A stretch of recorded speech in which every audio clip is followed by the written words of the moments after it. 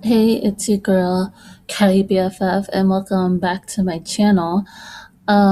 Today I just kind of want to do like a brief video about my experience at DragCon this year.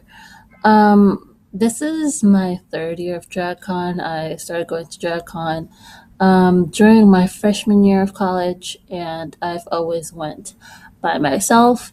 And this year was no different, except I decided to uh, push myself into getting the VIP tickets. So, with the VIP, you get to have a jacket, a couple of pins, um, some weird thing that looks like a sock, and like more pins. That's what you get, and and it's like a cute little like um, pastel teal tote bag. Yeah, pastel teal tote bag. And then since you're VIP, you get 10% off of Wonder World merch.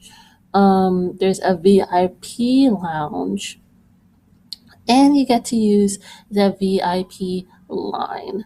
Now, in the past, when I see people who are VIPs, they get to skip paying for merch. This year, everybody had to pay. Everybody had to pay. Okay. Now, to quickly go down, I'm going to go over the prices. So, VIP was $300, and then there was like another type of VIP that was like around either 250 $200, and then for the 3-day weekend as a general admission it was 75, and then if you wanted like one of the single days it was $40 each. So yeah, I wasted $300. Um, and what I would like to say, my overall review of the con was that it was to be honest, I did not necessarily enjoy myself. I literally decided to skip the last day because when I go to DragCon, I expect to meet queens. And since I'm a college student, I don't have the funding to be paying $30 per queen just for a meet and greet and a picture. And then on top of that, there's vendors there. So if I want to buy something, that's easily around $200 alone, depending on depending on the amount of queens I wanted to meet. And if I wanted to meet all the queens that I've like was really interested in, it would have easily ran me about like $200 to $300 in total, more or less. So the only queen I decided to see going there was Miss Cracker because she was one of the few people, or maybe if not the only person, that I have saw that all you had to do was buy any merch. Like you could literally just pay like $10 for a picture, and you can have a meet and greet with her. I decided to buy a picture from her because, for one, to support her, and two, I personally know her. So I got to go and see her the next day, no problem, because again, I personally know her. So, which was great. She looked great. Um, yeah, she looked great. So, and then the shows and stuff, the things that they had going on at the main stage, I didn't care for. And the way they set up like how you can view the scheduling, it was kind of bullshit because normally they give panels. I mean not panels, but like pamphlets. And I think that's what it's called. It's either pamphlets or brochures, one or the other. um that clearly shows all the scheduling on it, but like instead you either had to go to the website or scan a code. Not everybody has the ability to do either, depending on the connections and stuff. So that was that. And then for the VIP, you get to see a Trixie Mattel performance, which was on Friday. I did not get to see it because I arrived around 3 due to like appointments and stuff, but I didn't even know it was around 3. If I knew if it was around 3, I probably would have rushed faster. But by the time I got there, it was like 3:16, so it probably was over by then. So that was also part of wasting my money. The cool parts of DragCon, I would definitely say it's the vendors. If you're not there for the queens, like you get to see a lot of vendors. The thing about the vendors though is that their pricing is also high depending on what you're looking at, like wigs and custom nails and shoes. Those will easily run you over $100 if you decide to buy from any of them. However, there are also a lot of vendors who are selling accessories, and prices were as low as I believe like $10, $15, and then it just escalates up depending on what you're getting or just in general the vendor that you're buying from. They had some pretty cool vendors. The section of the con that I spent most of my time at was at the stripper pole. Because I'm fascinated by pole dancing, honestly, and I do have an interest in pole dancing. However, I would not want to be a stripper. I would just want to pole dance for the sake of pole dancing. I feel like that's a art, and from the times I went on that pole, it's definitely a lot of exercise. So if anyone wants to find a fun way to build up strength in their body, pole dancing is something to look at, honestly. So there's that. Um, but to mainly focus on the VIP experience, from a VIP perspective, it was totally a waste of my money. A waste of my money. Like I said, everybody had to pay. Everybody had to buy merch. Everybody, general and VIP, which why? Like that wasn't doing that like last year or the year prior, from what I personally know and see of. Usually, VIPs get to go straight on and to get a free meet and greet. But this year, everybody had to pay a $30 minimum, or not pay, but buy an equal amount of merch, or just straight up pay, depending on how certain booths are set up. It's just set up that way that you have to pay like $30. Even like for myself massage, you have to pay $30. I saw the male judge walking around. I forgot his name, but he was just walking around like the convention area, and I just so happened to be able to grab a picture with him. Other people were pictures with him, asking him for pictures, which I thought it was cute. He was doing it for free, which honestly, yes, I'm here for it. If it's free, it's for me. Like at this point, like I said, I'm a college student. I don't got time for that. The VIP lounge was total BS. Okay, there's a lounge that's by the main stage, and that's for the general like admissions. Like that's for everybody in general, right? But then the VIP lounge is in a totally separate room. They had to have fan on to keep it warm. I mean, not keep it warm, keep it cool. Because when you go in there, it's like 10 degrees lower. I mean, higher, 10 degrees higher. Um, it's 10 degrees higher.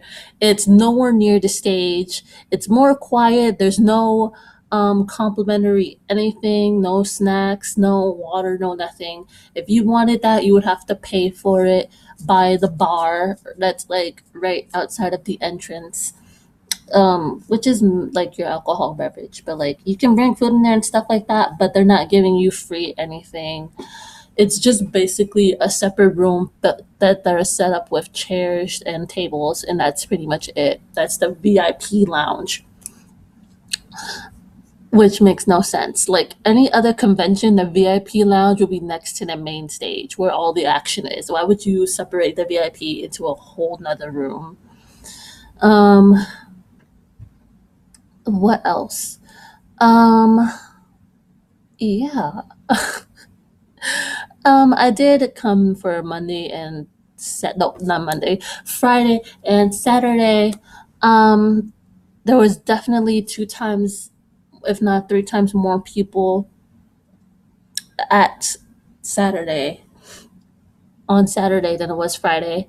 I just found it interesting though because I feel like when I went Friday, almost everybody was VIP. So I guess like oh yeah, because that day is like one of those days where that day's just one of those days where basically like general admissions don't have access to. So yeah, Fridays was definitely full of VIP. But then I feel like Saturday, Sunday, they were filled with like, or at least in my opinion, Saturday was also filled with just as many VIPs as there were generals. But there was more of the miscongeniality, miscongeniality, miscongeniality Miss Congeniality, I think it's pronounced, VIPs. And then there were like the all the way up there VIPs. And it was odd because I was looking at their website as to like the tiers for the tickets, and they listed everything for the Miss Congeniality VIP ticket tier, but when it came to like the overall like the highest ranked VIP ticket tier, they were like, oh, like there's a lounge, there's a Chicks Patel performance and more. Like they didn't list everything. So honestly, I feel like I don't know if I want to go to DragCon next year. Honestly, like at this point, I'm kind of over it. Um, unless there's like a queen that I really want to meet, maybe I'll purchase like a 1 day ticket or something. But like even from my experience of being general admissions, you're basically gonna spend the entire day waiting online because the lines take so long. It takes forever to meet this one person. Like I remember last year I was waiting for Cameron Michaels, and I think I waited about like an hour and a half, maybe 2 whole hours, just to finally get a picture. And honestly, I'm just tired of spending my money on merch that I know that I don't really wear. Because I'm not a merch person. I'm really not. I'm not the kind of person to like have merch. I'll save the pictures and keep them with me, but like merch, it's cute to have. Would I sell it? No, because I wasted my money on them in efforts to get a picture. So will I keep the merch? Absolutely, but I don't want to continuously buy more merch. Like I met more queens outside of this con than I did within this con. Like like I swear to God, I really did. I met more queens out of this con for free than I did within this con. I literally saw Aja like the day before at the Fluid store because she was performing her album or whatever, and it was a cute performance. I liked the outfit, and her business partner there was fun. And I met Alaska and Laganja like Friday night because Alaska had her own event going on at night, and I was able to see her, and I took a picture, and it only cost like about $20 to get into the event. Okay, so I paid $20 to get to an event that isn't DragCon related, met two queens for free, and got pictures with one of them. I'm more satisfied without DragCon at this point. So again, like I feel like they need to rearrange everything. That's like my main consensus about this DragCon. Honestly, that's like my main consensus. My conclusion to this video. They need to rearrange everything because I'm pretty sure when it comes to like having these vendors and having queens come, first off, I believe I don't know if I'm right about this, so don't quote me. But last time I checked, like if a vendor wanted to be there, they had to pay a fee to even like exist, considering they're gonna make sales off of people there anyway. And then on top of that, like doesn't the booths like cost their own money too? So like they might as well just have us go to the con for free and purely pay for the queens, and then just like charge a fee to the queens who want to be there. Because why are we paying like $100 and up to basically have access to a section of a huge ass building, just to end up paying like a $30 minimum per queen per person that we would like to meet? Half of us don't have that kind of money to spend. Like half of us don't have that kind of money to spend. Like a lot of these people that are going to these cons, they are around my age, higher and lower. Like, what's going on?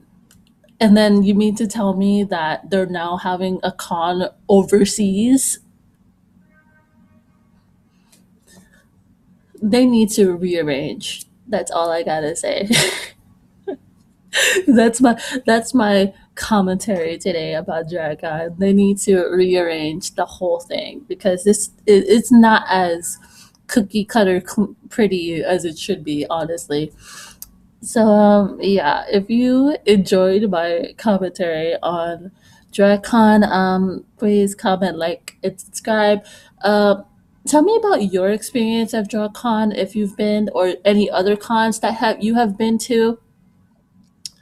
Honestly, I don't know if I want to even like do a video about my opinion on BeautyCon, which is now turned into Ipsy Live in New York, but is still known as BeautyCon in LA.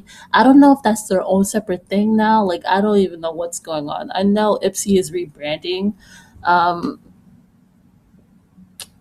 it's cute, but now they're raising prices, so I'm quitting that too.